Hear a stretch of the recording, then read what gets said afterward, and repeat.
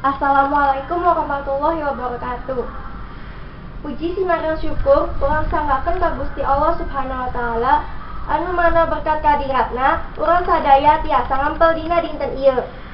Salawat sarta salam urang sami-sami sanggakeun ka junjunan urang sadaya nyaeta Nabi Muhammad sallallahu alaihi wasallam, ka para kulawargana, para sahabatna, para tabi'-tabi'na, sareng dugi ka urang sadaya anu sami-sami miharep inayah sareng hidayahna.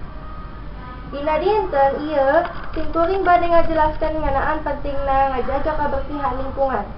Ngajaga kabersihan lingkungan teh mangrupa kewajiban urang sadaya.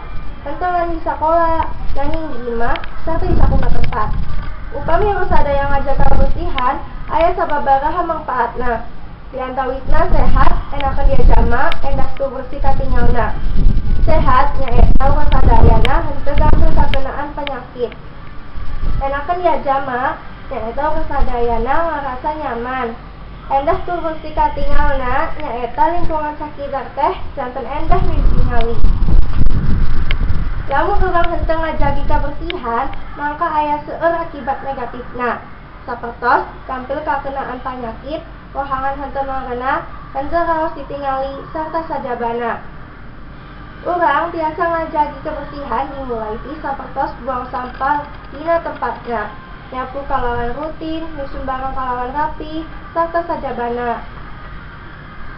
Selain eta, ngajaga kabersihan teh mangrupa sabagian tina iman. Sapertos dina hadis riwayat Muslim, nu hartina kabersihan nyaeta sabagian tina iman. Kumargi kitu hayu urang sasareng miara tur ngajaga kabersihan lingkungan. Sabab urang memerlukan pisan lingkungan kanggo kahirupan urang sadayana. Sakitu disimkuring, hapunten bilih aya kalepatan anu disangaja atanapi anu henteu disangaja. Assalamualaikum warahmatullahi wabarakatuh.